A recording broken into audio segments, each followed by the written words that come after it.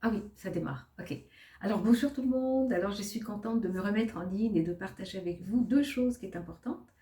Alors la première, bah, c'est peut-être de me dévoiler un petit peu plus, ce qui va donner sens à la deuxième que je vais vous annoncer.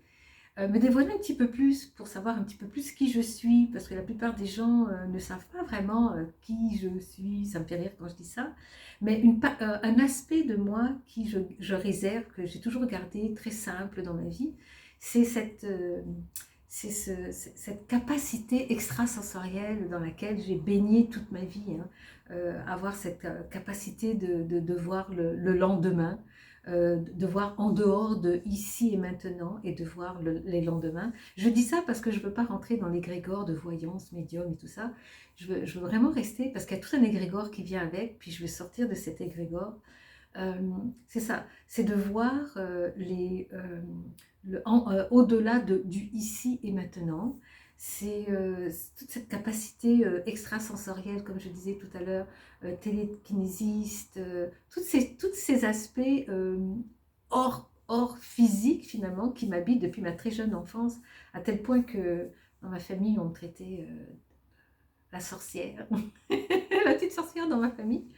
Alors ça a été un bon outil pour moi dans ma vie et en même temps ça a créé des inconvénients parce que quand on est des hypersensibles, ben, il y a des périodes, surtout quand on est dans une période vulnérable et qu'on a déjà au départ une hypersensibilité, ben, on devient des vraies éponges. Alors dans les périodes de ma vie où il y a eu des épreuves, des grands bouleversements, ben, dans mon hypersensibilité, ben, moi c'était encore pire que quelqu'un qui n'était pas hypersensible parce que je devais traverser mon hypersensibilité et en plus que les traumas ou encore les expériences qu'elle avait à passer. Mais il y a toujours quelque chose d'extraordinaire en étant hypersensible parce que c'est d'autres canaux d'information euh, qui nous donnent accès à améliorer notre vie, à contribuer à son prochain, enfin pour plein de choses comme ça.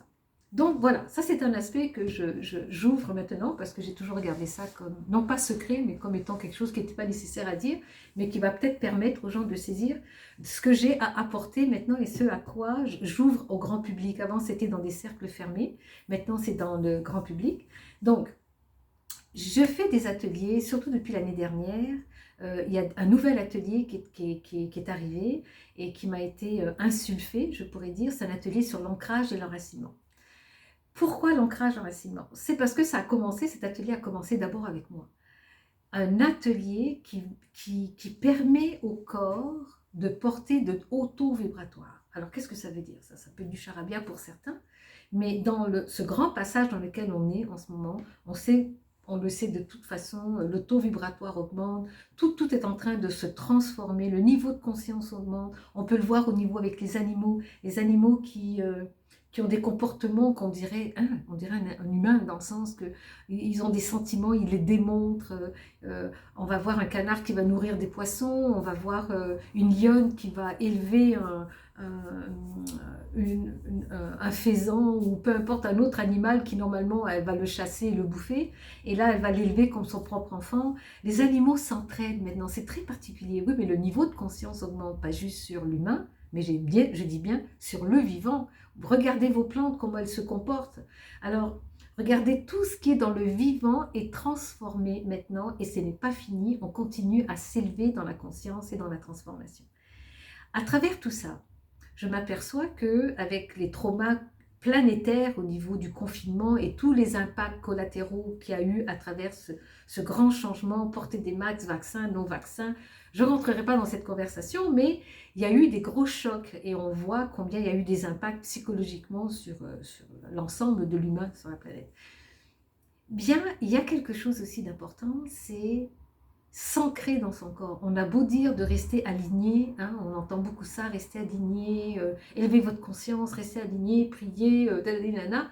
Oui, mais attendez, c'est bien beau de vouloir élever sa conscience, mais avant tout, on est incarné. On est dans un corps humain.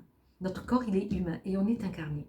Alors pour vivre les niveaux de conscience qu'on veut atteindre, pour vivre sainement un taux vibratoire qui s'élève et le contenir, ça nous demande à nous d'être dans un corps qui est sain. Parce que c'est bien beau de vouloir s'élever, mais si le corps ne peut pas suivre, ça ne sert à rien. On a beau recevoir de très belles énergies, de beaux rapports et tout ça, mais si on n'est pas capable de le contenir, ça va nous emmener où?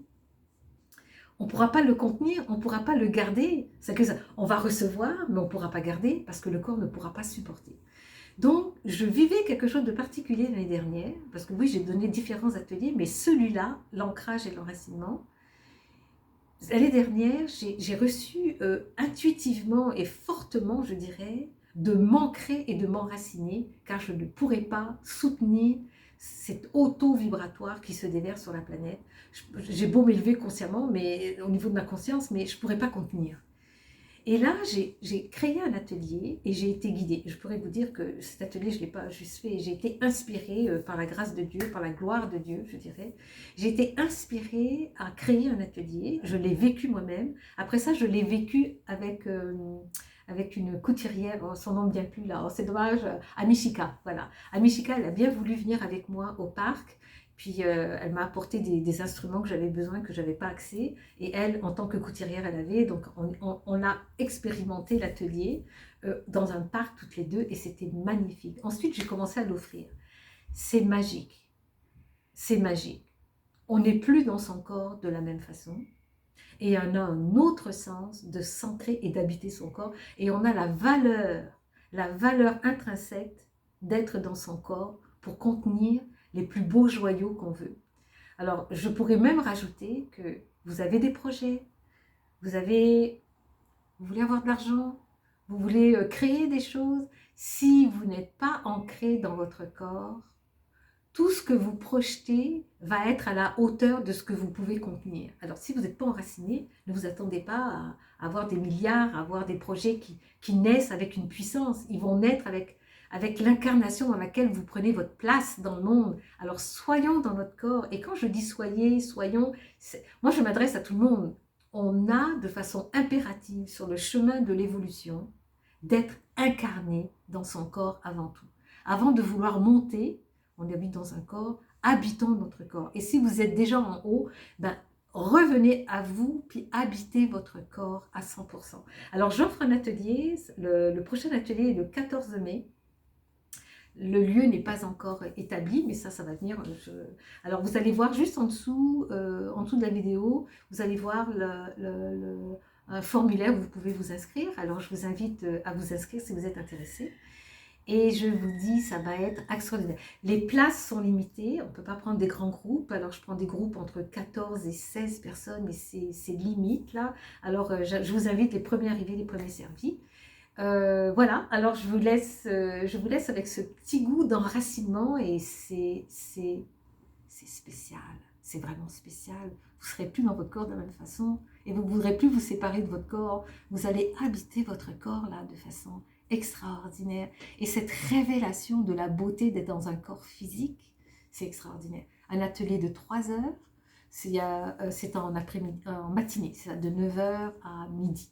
Alors voilà, ben moi je vous entends en grand nombre, j'ai bien hâte de vous rencontrer et puis permettez-vous de vivre cette expérience, d'habiter son corps à 100% et dans toute sa beauté et sa magnificence. À très bientôt, j'ai hâte de vous voir.